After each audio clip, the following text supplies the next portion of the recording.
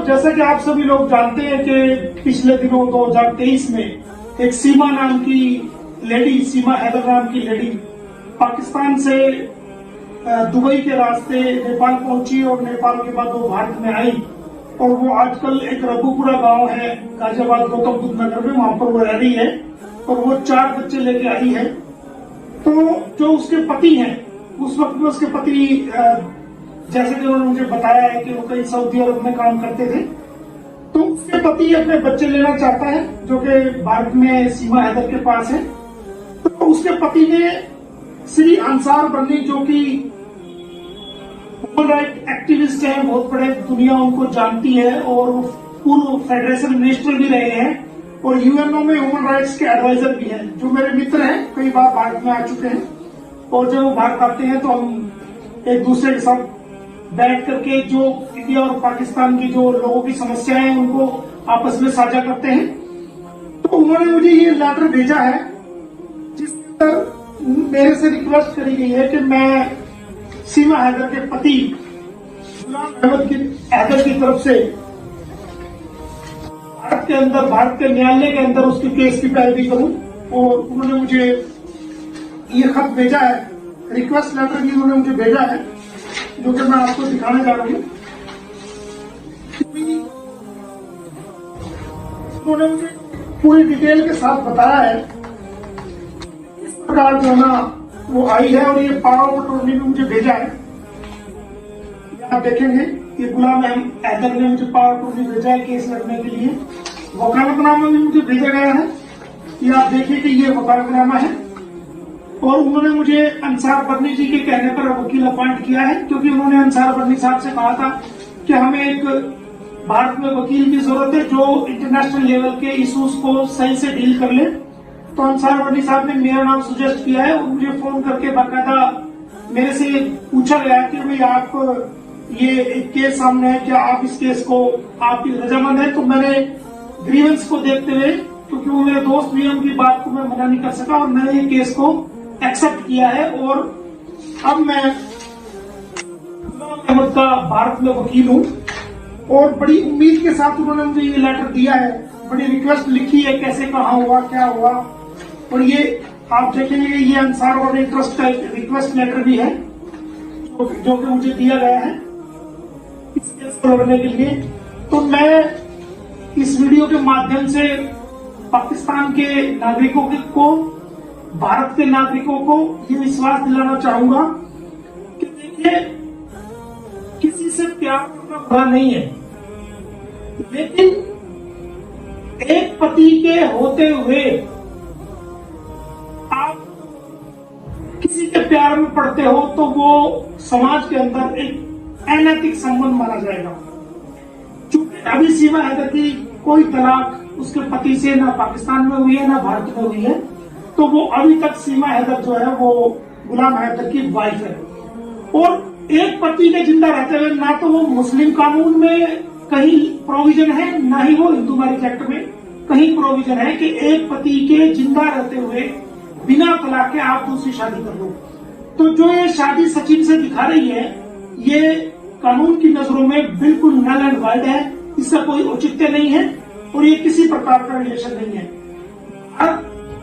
तो वो देश है जहां पर यहाँ की भारत देश की महिलाएं, तो वो महिलाएं हैं, वो पूजनीय, वो आदरणीय महिलाएं हैं कि अगर उस महिला के, देखिए भारत की महिलाएं कौन सी महिलाएं हैं?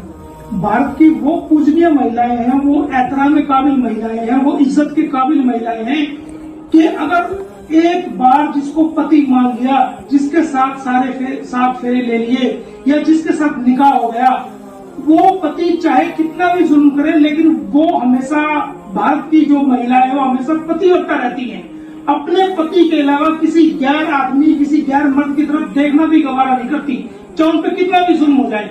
और जब तक उसका पति जिंदा है तब तक किसी के नाम का, जो उसी के नाम का सिंदूर वो अपने माथे में सजाएगी, या तो उसकी डेथ हो जाए या उससे तलाक हो जाए, तब वो दूसरी शादी करती है। अदरवाइज वो एक पति के रहते हुए अपनी मांग में कभी भी दूसरे मर्द में सिंदूर नहीं सजाती। ये भारत की संस्कृति है।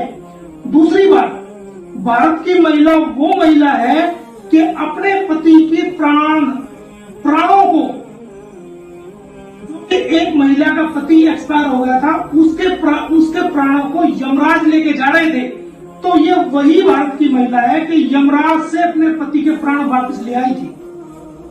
प्यार करना गुनाह नहीं है, लेकिन हमारे भारत में ऐसी गंदी संस्कृति नहीं है। हमारे भारत में अच्छी संस्कृति है, बहुत ही बेहतरीन संस्कृति है।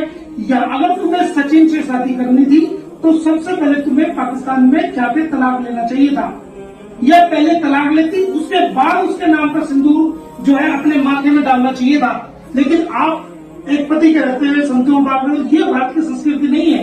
इसको हमारे समाज के अंदर कोई स्वीकार नहीं करेगा। हमारी बहन बेटियां भी जो है, जो भारत की बहन बेटियां, उनके अंदर भी इसका गलत मैसेज है और हमारी बहन बेटियां भी इसको लेकर के बड़ी नाराज है। तो आपको अब भी समय है, आपको अपनी भूल को सुधार करना चाहिए और पहले आप तलाक लें, उसके बाद आपको शादी सचिन से करनी है, कोई बात नहीं, आप कर सकते हैं। आप पहले उसके बाद आप जो है उससे शादी कर सकते हैं, लेकिन अपने पति के रहते हुए आप किसी के नाम का सिंदूर डालें, ये भारत की संस्कृति में बिल्कुल नहीं। देखिए, भारत की महिलाएं कौन सी महिलाएं हैं? भारत की वो पूजनीय महिलाएं हैं, वो एहतराम में काबिल महिलाएं हैं, वो इज्जत के काबिल महिलाएं हैं कि अगर एक बार जिसको पति मान लिया, जिसके साथ सात फेरे ले लिए या जिसके साथ निकाह हो गया, वो पति चाहे कितना भी जुल्म करे, लेकिन वो हमेशा, भारत की जो महिला है वो हमेशा पतिव्रता रहती है। अपने पति के अलावा किसी गैर आदमी, किसी गैर मर्द की तरफ देखना भी गवारा नहीं करती, चाहे उन पर कितना भी जुल्म हो जाए। और जब तक उसका पति जिंदा है तब तक किसी के नाम का, जो उसी के नाम का सिंदूर वो अपने माथे में सजाएगी, या तो उसकी डेथ हो जाए या उससे तलाक हो जाए, तब वो दूसरी शादी करती है। अदरवाइज वो एक पति के रहते हुए अपनी मांग में कभी भी दूसरे मर्द का सिंदूर नहीं सजाती। ये भारत की संस्कृति है। दूसरी बात, भारत की महिला वो महिला है कि अपने पति के प्राणों को, जो कि एक महिला का पति एक्सपायर हो गया था, उसके प्राणों को यमराज लेके जा रहे थे, तो ये वही भारत की महिला है कि यमराज से अपने पति के प्राण वापस ले आई थी। प्यार करना गुनाह नहीं है, लेकिन हमारे भारत में ऐसी गंदी संस्कृति नहीं है। हमारे भारत में अच्छी संस्कृति है, बहुत ही बेहतरीन संस्कृति है।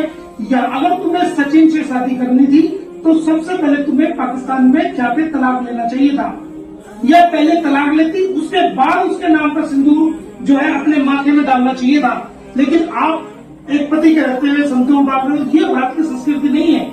इसको हमारे समाज के अंदर कोई स्वीकार नहीं करेगा। हमारी बहन बेटियां भी जो है, जो भारत की बहन बेटियां, उनके अंदर भी इसका गलत मैसेज है और हमारी बहन बेटियां भी इसको लेकर के बड़ी नाराज है। तो आपको अब भी समय है, आपको अपनी भूल को सुधार करना चाहिए और पहले आप तलाक लें, उसके बाद आपको शादी सचिन से करनी है, कोई बात नहीं, आप कर सकते हैं। आप